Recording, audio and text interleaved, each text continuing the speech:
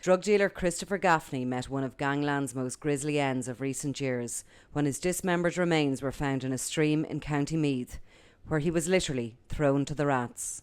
A severed arm was first discovered by a dog walker on Friday, November 1st, which led to a major search around the Clonee area, where further body parts were subsequently discovered in a plastic bag.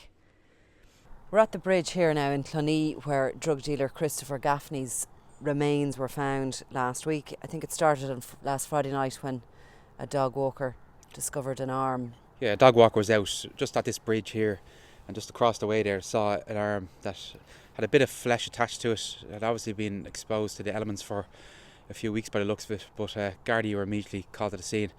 What was significant was that there were still fingerprints on the hand, which was subsequently very important in identifying that it was actually Christy Gaffney. Gaffney was well known to the Gardaí as a violent criminal and has a conviction for heroin dealing dating back to 2001. He was jailed for 5 years for a €5,000 a week operation that saw him transport heroin around the inner city using bicycles. He escaped another jail term just 2 years ago when charges for possession of drugs and a gun were dropped on the grounds that a Section 29 warrant was deemed unconstitutional.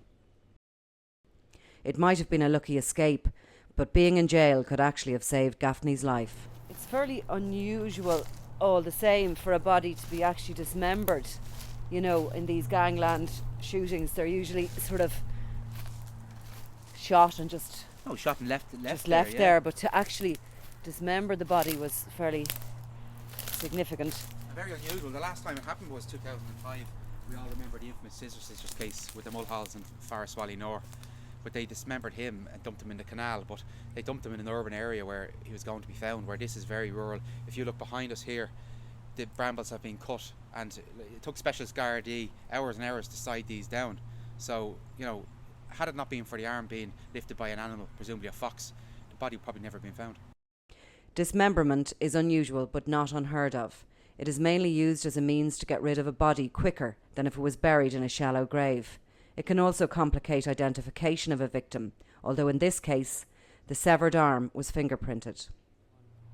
So we reckon that they must have dragged most of the body all the way down here, and it was found certainly not further than where that ends there, most of it in a black plastic bag. At the side of the stream, yeah. But you'd have to remember as well that these trees, although they're cut down now on both sides of us, the undergrowth was all the way out to here, so they only would have had a tiny narrow gap. Yeah. And presumably this was done in the middle of the night, so it's as not to attract attention. So it would take at least 2 men, you'd imagine, to carry a black bag with a whole body in it. It would have been very eerie, very spooky, and it would have been no mean feat. And I mean, this was done so this body wasn't found, obviously. So it never be found. Yeah.